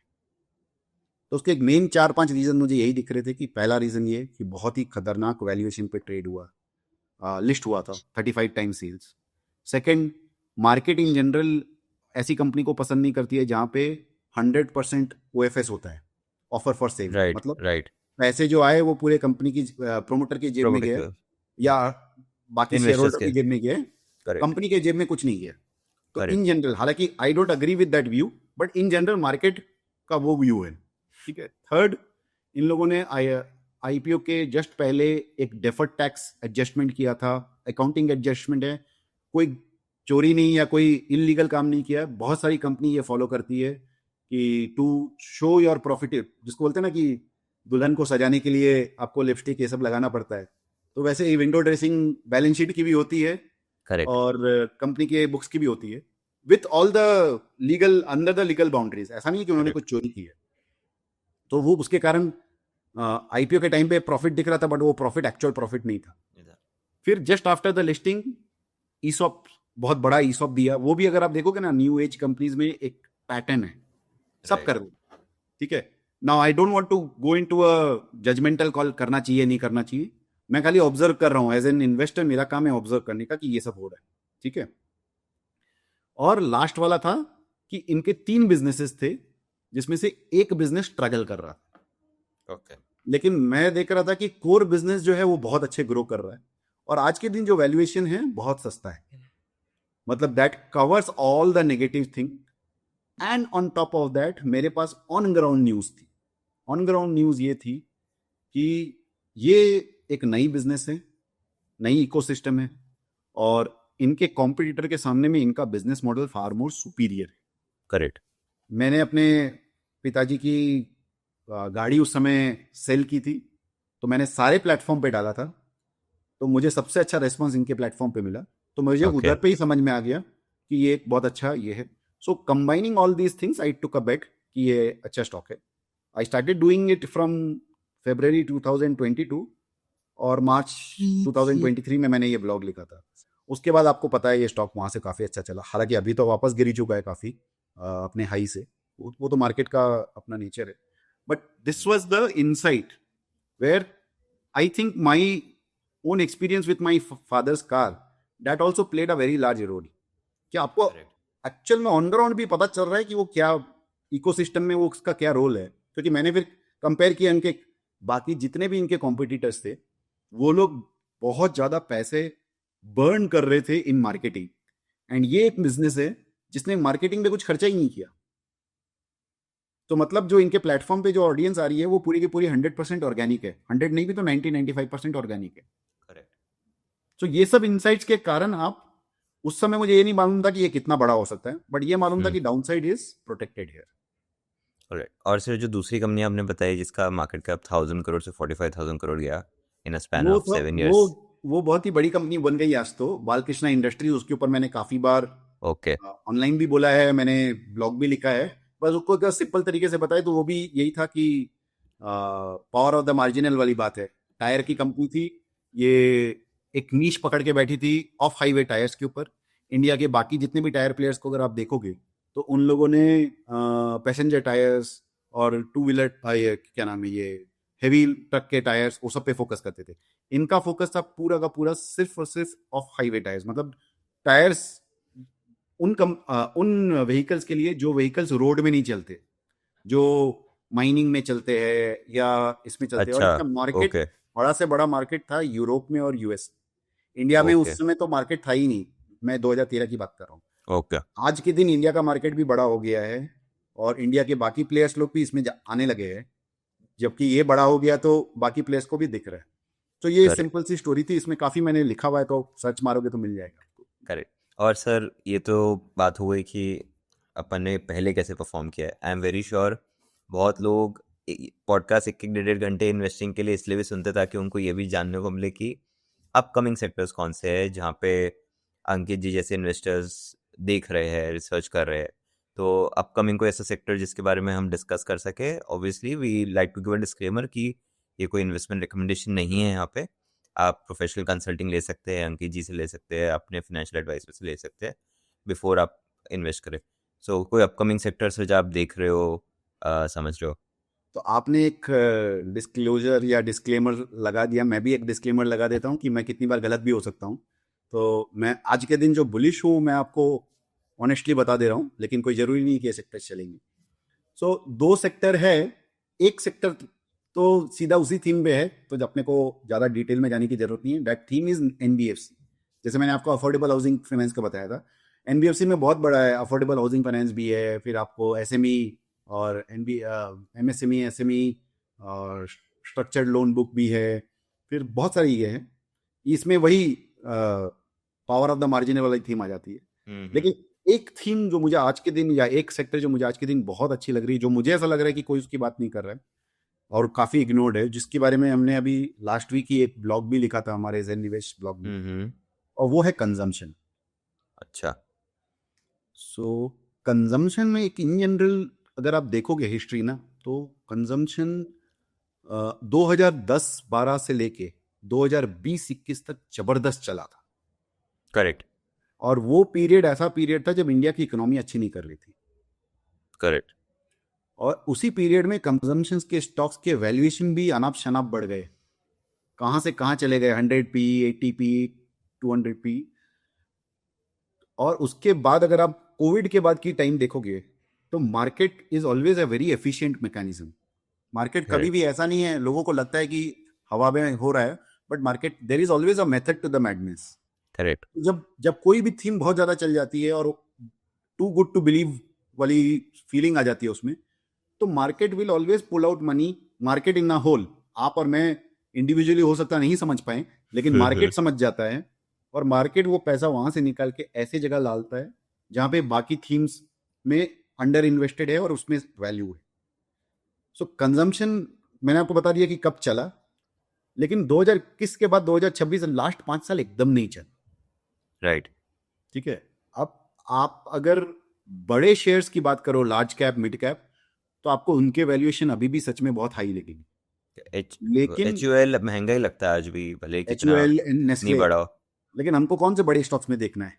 हम तो करेक्ट। माइक्रो कैप्स में खेलते हैं, राइट? करेक्ट। माइक्रो कैप्स में अगर आप देखोगे तो there is enough value emerging in this. तो correct. Now let's forget about market for a moment, अपने हम्म। कंजम्पशन थीम और सेक्टर को समझते हैं। हम्म। कंजम्पशन समझना है इंडिया को, तो सबसे पहले इंडिया को बाकी डेवलप्ड कंट्रीज को देखना चाहिए, यूएस हो, चाइना हो, यूरोपियन कंट्रीज हो, उन लोगों ने कैसा किया कंजम्पशन। तो कंजम्पशन को अगर अपने ब्रेक डाउन करें ना, तो 4 चीजें हर डेवलप्ड इकोनॉमी में होती है, and in this order. Number 1 is food, number 2 is retail, number 3 is entertainment, number 4 is sports. Okay. India में लिस्टेड स्पेस में स्पोर्ट्स का बहुत ज्यादा अभी तक स्पेस नहीं है। हालांकि sports as a sector India में काफी ग्रो हुआ है, but majority of that is in the unlisted space. तो करेक्ट। अपने इंडिया की बात कर रहे हैं और अपने माइक्रो कैप्स की बात करें, तो अपने स्पोर्ट्स को चेंज करके ट्रैवल पे ले आएंगे। ठीक है। ठीक है। आप इंडिया पे अगर समझते हो तो ये 4 चीज को देखना चाहिए। अब मैं बहुत सारी कंपनीज के नाम लूंगे, ये सब रिकमेंडेशन नहीं है, बट इन जनरल खाली समझाने के लिए बात कर रहा हूँ। तो अगर आप फूड देखते हो, तो फूड बहुत बड़ा बास्केट है। ठीक है, फूड में बहुत तरीके की कंपनीज है। आपको ऐसी कंपनी भी मिलेगी जैसे नेस्ले हो गया, एचयूएल हो गया, जो कोई ना कोई चीज बना रही है, फूड बेच रही है। आपको क्यूएसआर कंपनीज भी मिलेंगी, आपको प्लेटफॉर्म कंपनीज भी मिलेगी, जोमेटो और स्विगी की, और आपको फूड इंग्रेडिएंट्स बनाने वाली कंपनीज भी मिलेगी। ठीक है, जैसे आपको जैसे फूड फूड इंग्रेडिएंट्स में कौन इंग्रेडिएंट्स हो? में जैसे आप समझ लो कि there is again I am not invested, but Vidhi chemical बोल के एक है जो करेक्ट, करेक्ट। फूड कलर्स बनाती है। ठीक है, तो उस तरह की, या कोई पैकेजिंग कंपनी जो फूड, जिसमें जैसे मोल्टेक पैकेजिंग बोल के एक कंपनी है, not a recommendation, not a holding, but उसमें भी वो क्या करते हैं कि वो कंटेनर्स बनाते हैं छोटे छोटे, जिसमें फूड आइटम्स या पेंट, वो सब काम में आता है। जैसे अगर एशियन पेंट्स उनका one of the biggest customer है, तो एशियन पेंट्स के वो जो डब्बे बनते हैं जिसमें पेंट जाता है, तो वो डब्बे वो बनाते हैं। तो इस ओके। तरह की बहुत सारी कंपनीज है। लेकिन अगर अपने खाली चलो फूड में मेन अगर मार्केट का आज देखें तो क्यूएसआर सबसे बड़ा बास्केट है। अगर आप देखो तो क्यूएसआर में हमको ये समझना चाहिए कि यूएस में क्या हुआ और इंडिया में क्या हो रहा है। करेक्ट। हम लोग गलती कितनी बार क्या करते हैं कि हम लोग आंख बंद करके कॉपी पेस्ट करने की कोशिश करते हैं कि जो यूएस में हुआ वो इंडिया में होगा, बट वो नहीं होता है। ओके। तो ठीक है। यूएस में अगर आप 70s 80s 90s देखो, तो ये जितने भी क्यूएसआर ब्रांड चले, हम्म। उसका 2-3 रीजन था। और why the growth in this sector will not be exactly copying the growth of US is this. वो टाइम पे there was no concept of online ordering. Correct. US में throughout the whole 21 states of United States या जो भी बोलते हैं, वो सारे के सारे स्टेट्स में ईटिंग पैटर्न सेम है। राइट। ठीक है, इंडिया में कंप्लीटली डिफरेंट। इंडिया में करेक्ट, अगर आप साउथ में आ जाओ तो यहाँ पे हम लोग इडली डोसा ज़्यादा खाते हैं। करेक्ट। नॉर्थ में चले जाओ तो पराठा ज़्यादा खाते हैं। साउथ में वेस्ट में चले जाओ तो फाफड़ा जलेबी ज़्यादा खाते हैं। ईस्ट में चले जाओ तो माछेर झोल ज़्यादा पसंद है लोगों को। ठीक है, तो द पॉइंट इज कि we are so diversified in our eating habits. And the best part और the worst part, whatever you can call it, is कि अगर आप डेटा देखो स्विगी का और जोमेटो का, तो आज भी highest ordering item is biryani. Biryani from that too in southern part more so. नहीं, और लेकिन आप ऑल ओवर इंडिया भी देखो तो biryani is the most correct, very correct. और ये जो क्यूएसआर है वो लोग क्या करते हैं, वो लोग बर्गर बनाते हैं, वो लोग पिज्जा बनाते हैं, वो लोग बिरयानी में नहीं है। और अगर आप करेक्ट। वो बिरयानी बनाई भी, कुछ लोग बना भी रहे हैं शायद, तो बनाई भी तो आपको जो बिरयानी की आदत है, वो बिरयानी वो आज तो नहीं बना पाते हैं, हो सकता है आगे बना ले। एक तो ये बात हुआ। दूसरी बात ये हुई कि इस सेक्टर में there was a value migration. हम लोग पैटर्न्स की बात कर रहे थे, जैसे हमने बात करेक्ट। किया the power of the marginal. तो इस सेक्टर में वैल्यू माइग्रेशन हुआ। वैल्यू माइग्रेशन क्या होता है? आपको लगता है कि वैल्यू, सारे का सारा वैल्यू क्यूएसआर प्लेयर्स में है, बट एक्चुअल में मार्केट ने ये अज्यूम किया कि ये वैल्यू प्लेयर्स क्यूएसआर प्लेयर्स से ज्यादा क्यूएसआर प्लेटफॉर्म्स पे है। ओ, ओके। तो ठीक है। इवन दो डिमांड बढ़ी, लोग जंक फूड खाए, ऐसा नहीं है कि हम लोग हेल्दी हो गए, जंक फूड खाए, ऑर्डर्स बढ़े, सब कुछ हुआ, लेकिन वैल्यू क्रिएट ज्यादा हुई प्लेटफॉर्म्स पे। प्लेटफॉर्म्स पे। ठीक है, so this is the most important thing कि आपको एज अ इन्वेस्टर ये ध्यान रखना चाहिए कि हो सकता है कि वो सेक्टर ग्रो करेगा, लेकिन वैल्यू कहां जा रहा है उस पर आपकी नजर होनी चाहिए। तो इसीलिए अगर आप 2021-22 में जब सारे के सारे ये क्यूएसआर प्लेयर्स लिस्ट हुए थे, एक्सेप्ट आपका जुबिलेंट फूडवर्क जो काफी पहले से लिस्टेड है, तो आप देख लो तब से लेके अभी तक के उनके शेयर प्राइसेस कहां गए। आज के दिन of course after 3 years 3 years 4 years के correction they look very attractive, but QSR आज के दिन मुझे अगर आप पूछो तो बहुत डिफिकल्ट स्पेस है टू बेट ऑन। क्यों? ओके। क्योंकि ये क्यूएसआर कंपनी जो यूएस के थे, उनके पास एक बहुत बड़ा, जैसे अगर आप, मैं, मेरे को ये मजा आता करने में, मैं जुबिलेंट नहीं सॉरी डोमिनोज की 1980s के एनुअल रिपोर्ट जाके पढ़ा हूं यूएस के। ओके। तो ये लोग उस समय से कन्वीनियंस के ऊपर सोचते थे। They were not thinking themselves as a QSR company, but कि हाउ टू मेक फूड, मतलब पिज्जा कंपनी नहीं सोचते थे अपने ऊपर ये सोचते थे कि कैसे जल्दी से जल्दी इजी से इजी तरीके से पिज्जा कस्टमर के तक पहुंच जाए। राइट। जैसे अगर आप इंडिया में भी देखो तो प्लेटफॉर्म्स तो बहुत बाद में आए, लेकिन पिज्जा की home and office delivery Domino's की तरफ से कब से होती थी। राइट। राइट। सो ये जो चीज उनके पास एक एज था, वो एज अब चला गया। राइट। नाउ अगर मेरी एक छोटी सी पिज्जा कॉर्नर भी है, मैं यहाँ पे बैंगलोर में एक HSR में अगर बैठ के बना रहा हूँ और मैं अगर अच्छी क्वालिटी बना रहा हूँ, so I am almost at the same playing field. Right. Plus correct. क्योंकि मेरे उतने ब्रांड रिलेटेड रॉयल्टी रिलेटेड खर्चे नहीं है, बाकी खर्चे नहीं है, तो मैं प्राइसिंग में भी उनको बीट कर सकता हूँ। करेक्ट। मैं ये नहीं बोल रहा हूँ कि कोई भी QSR कंपनी चलेगी नहीं, मैं ये बोल रहा हूँ कि ऑब्वियसली वो लोग हमसे ज्यादा हो मोट सकते कम हैं। हो गया है। हाँ, वो लोग कहीं ना कहीं somebody out of them will crack the code, कुछ ना कुछ नया करेंगे। बट आज के दिन उन पे से बेट करना कि कौन मुश्किल विनर है। होगा, वो बहुत डिफिकल्ट है। तो आप करेक्ट। क्या कर सकते हो? आप ये कर सकते हो कि आप ये देखो कि इसके एंसिलरी कहाँ है, QSR ओके। कंपनीज को प्रोवाइड कौन करते हैं। मैं नाम नहीं लेना चाहता हूँ, एक दो कंपनी ही है, लेकिन आइडिया यही है कि there are companies which are ancillary to the QSR and the platform thing. करेक्ट। So look there. That is a right. good place to look at. वो सब छोटी कंपनी है आज के दिन। मैं आपको थीम्स बताता हूँ इसमें। अगर कोई कंपनी पेपर बनाती है, ऐसे पेपर बनाती है जो पैकेजिंग में काम में आता है, राइट। फूड पैकेजिंग में काम आता है। तो वो काम में आ सकता है, वो कंपनी राइट। इंटरेस्टिंग है। अगर कोई कंपनी कंटेनर बनाती है जिसमें फूड ट्रैवल होता है, कोई हम्म। कंपनी अगर आज के दिन वो पेपर बनाती है जिस पेपर में, जैसे अगर आप देखोगे, चाहे ये जितने भी क्विक कॉमर्स या फूड वाली कंपनी है, उसमें जो एक पैकेट आता है वो जनरली पहले जो प्लास्टिक का हुआ करता था, आज के दिन पेपर का होता है। पेपर का होता है। Right. So all these things are ancillary which are very small tiny companies, you can correct. Look at them. Right. तो ये हुई फूड की बात। ठीक है। हम्म। नेक्स्ट आता है रिटेल। अब रिटेल में भी बहुत बड़ा है। रिटेल में आपके पास डीमार्ट भी है, रिटेल में आपके पास पेज इंडस्ट्रीज भी है, जॉकी वाला, एंड रिटेल में आपके पास एक माइक्रो कैप कंपनी भी है, गो फैशन, जो गो कलर्स बोल के ब्रांड है। Correct. No, again I am not invested in either of these companies, and that is why मैं बहुत आराम से खोल के बात कर सक रहा हूँ। बट आइडिया ये है कि आप डीमार्ट की वैल्यूएशन देखो, आप पेज की वैल्यूएशन देखो, तो वो अनइन्वेस्टेबल लगेगी। करेक्ट। क्योंकि मुझे वो नहीं मालूम 80-100। चलेगा कि नहीं चलेगा। हाँ। हो 80 सकता है 100 का स्टॉक यहाँ से भी चल जाए, करेक्ट। लेकिन वैल्यूएशन बहुत आपको लगेगा ज्यादा है। लेकिन हम्म। वही आप गो फैशन की देखो, तो आपको वैल्यूएशन में कंफर्ट आएगा, क्योंकि ये अभी भी टाइनी कंपनी है, छोटी कंपनी है। ठीक है। गो फैशन की तरह और बहुत सारी रिटेल छोटी कंपनीज है। Our job as micro cap investor is to try to look for them. This is a very good hunting ground, क्योंकि 5 साल से ये सेक्टर नहीं चला है कंजम्पशन। तो there has been some correction price level पे, सम करेक्शन वैल्यूएशन लेवल पे, एंड इन जनरल मार्केट का दिमाग अभी भी डिफेंस, रेलवेज, पावर, यूटिलिटीज, इसमें चल रहा है। मैं ये नहीं बोल रहा हूं ये सब थीम में वैसे नहीं बनेंगे, ये सब चल रहा है, अच्छी बात है।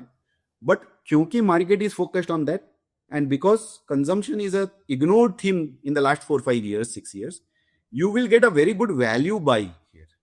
बहुत सारे छोटी कंपनीज होंगे जो कंजम्पशन में हाई क्वालिटी बिजनेस है, लेकिन उनका वैल्यूएशन जितना अट्रैक्टिव लेवल पे आज आपको मिल जाएगा, वो नहीं मिलेगा। तो सर, जैसे आपने रिटेल में कहा डीमार्ट जॉकी है वो थोड़े महंगे है, तो इस नीश को बिलोंग करते हैं, बट गो फैशन जैसा है कंफर्टेबल वैल्यूएशन पे। जो हमारा पुराना डिस्कशन चल रहा था कि खाने वाली कंपनी हमको नहीं पता कौन सी चलेगी, बट उसके एंसिलरी पेपर हो गई, पैकेजिंग हो गई, प्लेटफॉर्म हो गई, ये इनके चलने की संभावना ज़्यादा है।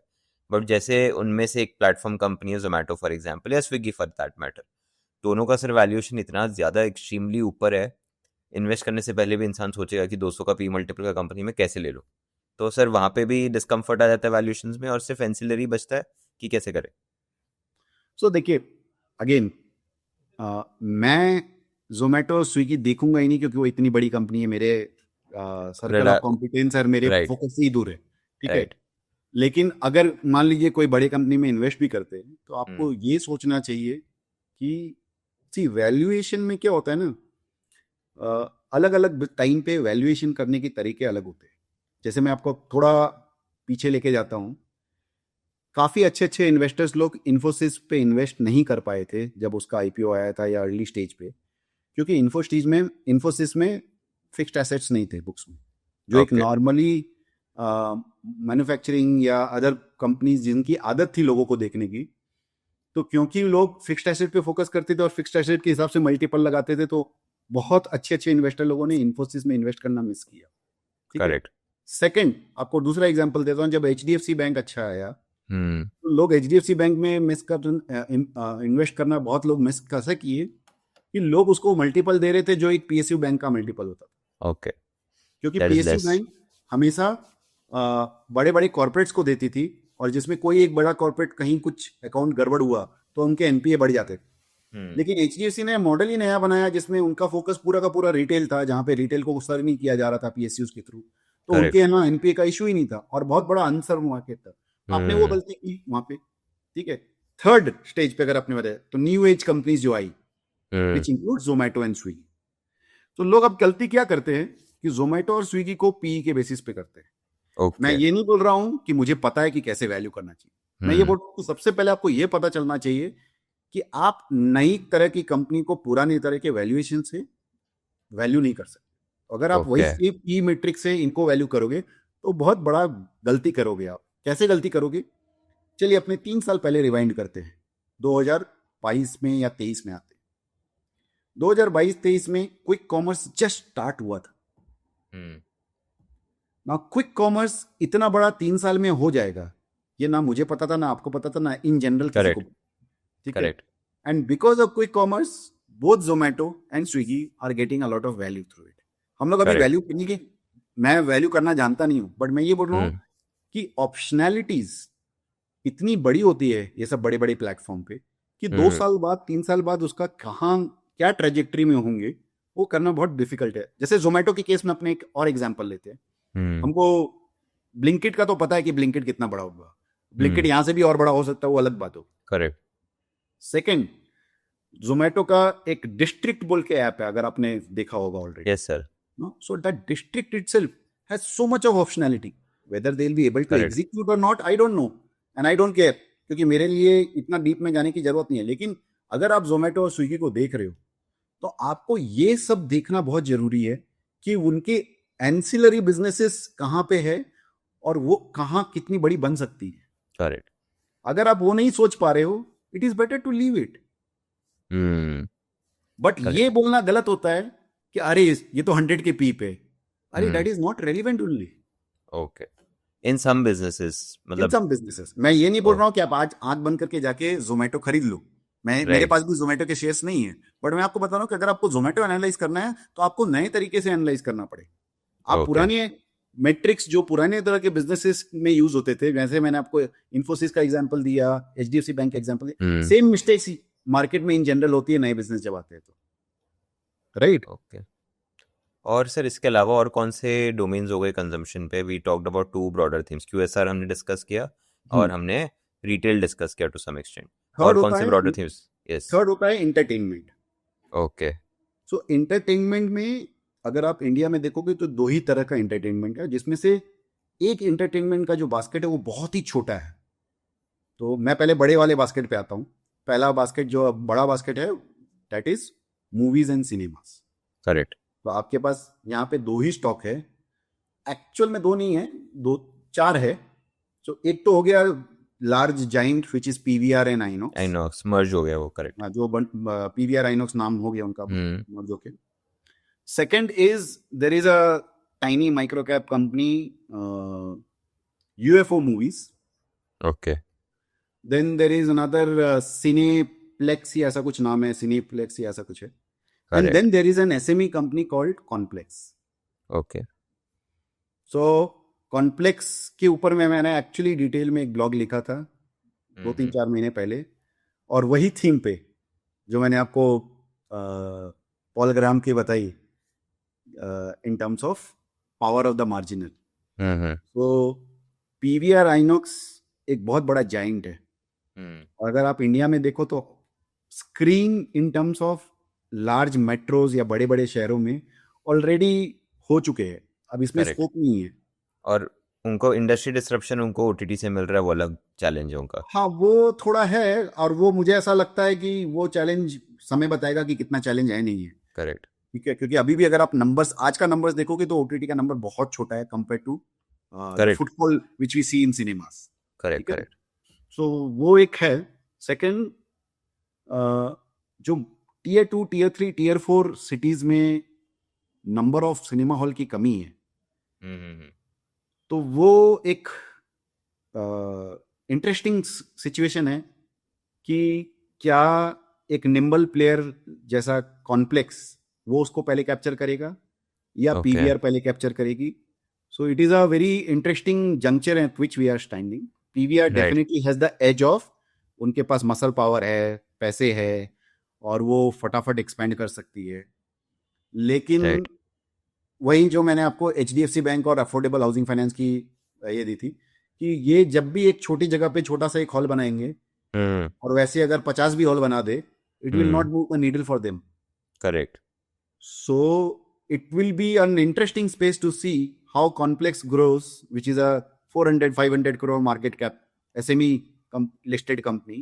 हम्म। And I am not invested in either of them. मैं जो ओके। भी स्टॉक के बारे में बोल रहा हूँ आराम से वो इसलिए बोल रहा हूँ क्योंकि मैं दोनों में इन्वेस्टेड नहीं हूँ अभी। बट पीवीआर के केस में वो इंटरेस्टिंग होगा। So PVR will have to disrupt itself to do really well. अगर वो जो इस राइट। तरह से पहले कर रहा था वैसे ही करेगा तो वो आगे नहीं कर बढ़ सकता है, ये मेरा मानना है। ठीक करेक्ट। है, so it will be an interesting thing. So this is the big main ये। राइट। बाकी दोनों कंपनी छोटी है, उसके ऊपर ज्यादा डिस्कस करके कोई मतलब नहीं है। अपने नेक्स्ट सब थीम पे बात करते हो, दैट इज थीम्ड पार्क। तो अगर आप थीम्ड देखोगे, पार्क्स। ओके। हाँ, तो थीम्ड और park in US, in Singapore, in China, that has been a big theme. But right. India में पता नहीं क्यों, I don't know what is the reason. Maybe next 10 साल उनका हो सकता है, आई डोंट नो। लेकिन आज के दिन जो अभी तक टोटल फुटफॉल्स दिखते हैं वो बहुत, इंडिया का जो पॉपुलेशन है, इंडिया की जो डेमोग्राफी है, उसके हिसाब से फुटफॉल्स बहुत कम है। करेक्ट। लेकिन इसका मतलब ये नहीं कि फुटफॉल हमेशा कम रहेंगे, ये यहाँ से बढ़ भी हम्म। सकते हैं। करेक्ट। तो उसमें 3 थीम्ड पार्क है। एक तो है Wonderla, which is about a right. 3000 crore market cap company. एक है इमेजिका, करेक्ट। जो रिस्ट्रक्चरिंग होके अभी एक टर्न अराउंड फेज में है। And the third one is a tiny micro cap company called Nikko Park, which is Calcutta based company. Okay. So Wonderla is probably one of the highest quality business in all these three, correct. क्योंकि उनका जो business model है बहुत अच्छा है। लेकिन हम्म। uh, जो आपकी ये वाली जो कंपनी है Imagica, Imagica over the next 2-3 years has one advantage of going through that restructuring. तो इनका हो सकता है आपको बैलेंस शीट, अर्निंग्स, वो सब जिस तरह से डायरेक्शन में मूव हो सकता है मार्केट में look at that company more interestingly और more keenly than Wonderla. But correct. If you ask me, probably Wonderla is a higher better quality business compare to this. Sir ये थीम में एक्चुअल में जैसे देखा जाए तो बहुत सारे प्लेयर्स ऐसे भी थे जो शुरू होके बंद हो गए। राइट। दिल्ली में हम देखे बहुत सारे पार्क्स बंद हो गए, ऐसे बॉम्बे में हुए। तो क्या अडॉप्शन है ही नहीं इंडियंस को रिगार्डिंग दिस, या फिर ये एक कॉन्सेप्ट ऐसा है जो बाहर चला था डिज्नीलैंड्स का, उसके बाद कभी वापस एक अप ट्रेंड ट्रेजेक्टरी ओवरऑल भी हमने इतनी कभी देखी नहीं है कि मल्टीपल टाइम्स बढ़ती ही जाए at a global scale as well. So honestly I don't have a clear answer, मुझे नहीं पता है कि क्या होगा। But see, there are some questions जिसका आंसर आपको इमीडिएटली नहीं पता रहेगा, but it should always be there in the back of your mind कि क्यों हो रहा है। करेक्ट। कि इंडिया में इतनी बड़ी पॉपुलेशन है, फुटफॉल्स क्यों नहीं आ रहे। सो मैं, I am just giving you probable reasons, कोई जरूरी नहीं है कि यही मेन रीजन हो। मेरे दिमाग में जो आ रहे हैं मैं उसके हिसाब से आपको बोल रहा हूँ। एक मैंने ये देखा है कि इंडिया में ये जो थीम पार्क होते हैं बहुत सिटी से दूर है। जैसे वंडरला करेक्ट। का बैंगलोर में भी एक पार्क है। हम्म।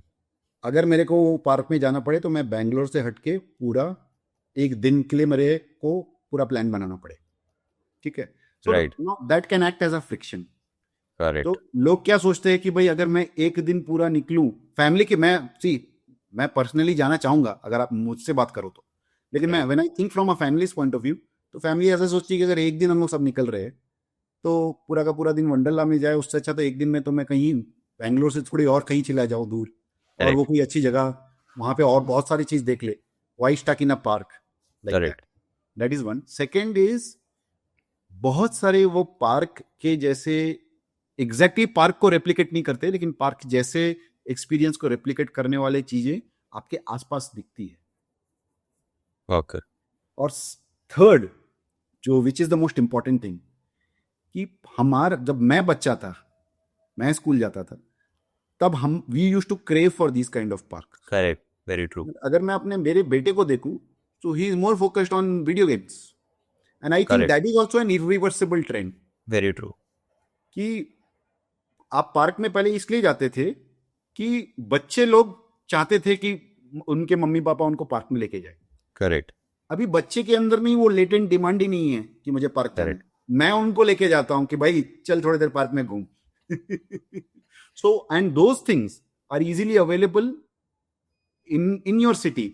आपको कोई अच्छा पार्क मिल जाएगा या अच्छा गेम जोन मिल जाएगा, एंड बच्चे लोग ज्यादातर गेम जोन जाना पसंद करेंगे ज्यादा then park. Correct very true ठीक है।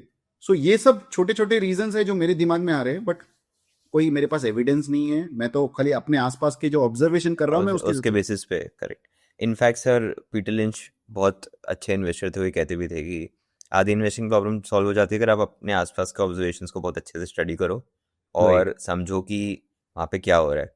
मतलब वो राइट। अपने आधे ऑब्जर्वेशंस तो अपनी वाइफ को शॉपिंग लेके जाते थे, तब समझते थे कि क्या हो रहा है क्या नहीं हो रहा है।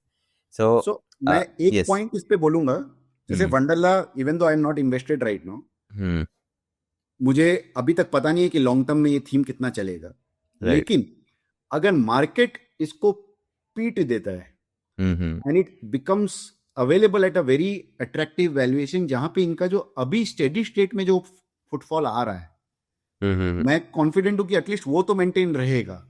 Why will correct I not by it? I will make definitely. Sense so just because मुझे बिजनेस का उतना ज्यादा क्लैरिटी नहीं है कि 10 साल में कहाँ जाएगा, 5 साल में कहाँ जाएगा, ऐसा नहीं है कि मैं कंप्लीटली इग्नोर कर दूंगा। I keep it in my watch list कि अगर बहुत ही अट्रैक्टिव वैल्यूएशन पे मिलेगा, why will I not by? Correct. And sir मेरे दो क्वेश्चन है बिफोर वी एंड दिस। पहला क्वेश्चन ये है कि अगर आप एज एन इन्वेस्टर आप क्या सिलेक्ट करोगे, एक सस्ती company in terms of valuation but management इतना अच्छा नहीं है, वर्सेस मैनेजमेंट बहुत अच्छा है but at the very same time company भी थोड़ी एक्सपेंसिव वैल्यूएशन पे मिल रही है। मैं सबसे पहले तो कंपनी देखूंगा, ये ओके दोनों चीज ही नहीं देखूंगा। अच्छा सबसे ओके पहले तो बिजनेस अच्छा होना चाहिए। सर सेम बिजनेस में की ही बात कर रहा हूँ मैं, अगर बिजनेस सेम है दोनों का तो क्या अगर सिलेक्ट बिजनेस में करोगे? तो पहले वैल्यूएशन देखूंगा। मुझे ओके ऐसा लगता है कि मैनेजमेंट इज ओवररेटेड। ठीक है। Okay studying management is overrated ऐसा? हाँ, मतलब मैनेजमेंट इंपॉर्टेंट है, मैं ये नहीं बोल रहा हूँ कि ओके मैनेजमेंट इंपॉर्टेंट नहीं है, बट हम्म अगर आपकी थीसिस में आप मैनेजमेंट को देख के थीसिस बनाते हो ना, हम्म तो there is a very high chance कि आप you fall in love with the management, और because correct of that you don't pay attention to the real things which are happening on ground. कभी कभी वो सी, जैसे for example मैं आपको अपने ही एक मिस्टेक बताता हूँ जिसके कारण मैंने अपने आप को ये फ्रेम किया। Hmm I I continue to be a big admirer of mister Ajay Piramal. ठीक है। हम्म तो मैंने मिस्टर अजय पिरामल की कंपनी पिरामल एंटरप्राइज, आज तो वो दो डिफरेंट कंपनी हो गई है, एक पिरामल फाइनेंस हो गया और एक पिरामल करेक्ट फार्मा हो गया। बट आज हम्म की बात नहीं करते, मैं पहले की बात बता रहा हूँ कि जब मैंने स्टार्ट किया था इन्वेस्टिंग पिरामल में, मैंने शायद 2018 या 19 में मैंने स्टार्ट किया था खरीदना। ठीक है। अब मेरा ये मानना है कि व्हेन आई लुक बैक कि मेरी सबसे बड़ी गलती क्या थी, तो मेरी गलती यही थी कि I fell in love with the management, and I still stand by that कि Ajay Piramal is probably one of the best entrepreneur to look forward to, the way he scaled up his business in pharma especially. But because मैं उनको I was so much in love with him, मैंने बहुत सारे चीज, क्योंकि वो अच्छे figure है, सब कुछ ठीक है उनका, लेकिन जो टीम मैनेज कर रही थी वो लोग बहुत कुछ गलतियां कर रही थी। करेक्ट ये इंडस्ट्री जेन्युइन मिस्टेक्स है, मैं कहीं और कुछ बात नहीं कर रहा हूँ, बट मैं वो जेन्युइन मिस्टेक्स को शायद देख लेता अगर मैं इतना ज्यादा उनको पसंद नहीं कर रहा होता तो। करेक्ट तो मुझे वो फिगर आउट करने में 3 साल लग गया, 2021 या 22 में मैंने फिगर आउट किया और उसके बाद मैंने बेचा है। Okay right. So I would always focus more on business then valuation, and then and comes management. ऐसा नहीं है कि ओके मैनेजमेंट इंपॉर्टेंट नहीं है, and I don't want to side with a crook. मुझे करेक्ट कोई गलत आदमी के साथ काम नहीं करना है या उसकी कंपनी में इन्वेस्ट नहीं करना है, लेकिन करेक्ट साथ में मेरे ये भी एक क्लैरिटी है मेरे मन में कि ultimately at the end of the day आपके जैसे मेरे जैसे एक इंसान ही बिजनेस को रन कर रहे हैं. सो मुझे उनको कोई कैरेक्टर सर्टिफिकेट नहीं देना है. छोटी मोटी मिस्टेक्स वो करेंगे, एनवी में आके, पैनिक में आके या ग्रीड में आके, उतना थोड़ा सा लीवे मुझे उनको देना पड़ेगा, क्योंकि अल्टीमेटली वो भी इंसान है आपके जैसे मेरे जैसे. तो मैं भी ये गलतियां करता हूं, तो मैं एक्सपेक्ट नहीं कर सकता हूं कि वो परफेक्ट हो. But I correct would obviously prefer higher quality management over a lower quality, correct और खुद एंड के सर साथ नहीं जाना है मुझे. तो ठीक है ऑब्वियस हो. एंड एक लास्ट क्वेश्चन सर, अगर मान लेते हैं आपको कोई कंपनी पसंद आ गई, जैसे एक फॉर एग्जांपल हम लोग अभी वंडरला की बात कर रहे थे, आज से आधे वैल्यूएशन पे आपको कल मिलती है, तो आपका बाइंग स्ट्रैटेजी जनरली क्या रहता है? अगर आपको मान लेते 10,000 शेयर खरीदने हैं, तो क्या आप 25-25-25% करके 4 बार खरीदते हो, या एक साथ 100% डाल देते हो? क्या ये स्ट्रैटेजी लेते हैं? हाँ, सो ये डिफरेंट इन्वेस्टर लोग डिफरेंट तरीके से सोचते हैं. मैंने ये स्ट्रैटेजी अपने हिसाब से ऐसी बनाई है कि मैं क्या गलती करता हूँ. नॉर्मली मेरे से गलती यही होती है कि मैं वैल्यूएशन में मिस्टेक कर देता हूँ. आई am not very okay good at valuation. कोई ओके कोई कंपनी शायद सस्ते में थी, लेकिन मैं सोच रहा था कि और सस्ते आएगी तो लूंगा. एंड सिमिलरली कोई कोई कंपनी ऐसी थी कि जो महंगी थी, मुझे वेट करना चाहिए था, लेकिन मैंने पहले डाल दी. Right so how to correct that mistake, मैंने अपना सिस्टम बना रखा कि मेरे पास एक स्टॉक एसआईपी पोर्टफोलियो, मैं उसमें इन्वेस्ट ओके करता हूं. तो ओके मेरे पास ऑलराइट फोकस पोर्टफोलियो है 10-15 स्टॉक्स के, लेकिन मैं एवरी मंथ इक्वल अमाउंट उसमें अपोर्शन करता हूं. और मेरे पास ओके वॉच लिस्ट स्टॉक्स है, जहां पे ये पोर्टफोलियो में मुझे लगा कि ये स्टॉक गलत कर रहा है, या ये उतना अच्छा नहीं कर रहा है, या फिर इसका वैल्यूएशन बहुत ज़्यादा बढ़ गया है. मेरे पास वॉच लिस्ट में 30-40-50 स्टॉक्स और है, उसमें से कोई बहुत अच्छा स्टॉक होगा तो मैं तो उससे रिप्लेस कर लूंगा. Correct I never carry any cash in my portfolio at any okay point of market times. मैं 100% इन्वेस्टेड रहता हूँ. But okay this has worked well for मी. मैं ये किसी को भी रिकमेंड नहीं करूंगा कि मैं करता हूं तो आप भी ऐसे कर. करेक्ट उसका अपना अपना तरीका होता है. कुछ लोग, मेरे कुछ दोस्त हैं जो लोग सही टाइम पे कैश एलोकेट करके बहुत अच्छा करते. सो मैं कहीं पे भी ये नहीं बोलना चाह रहा हूँ कि 100% कैश में ही रहना is the best strategy. This is something which has worked well for me. Correct. Thank you so much Ankit ji. I think बहुत ही अच्छा कॉन्वर्जेशन था. 1.5 से 2 घंटा कब चला गया पता ही नहीं चला आपके साथ बात करते हुए. So I am very happy.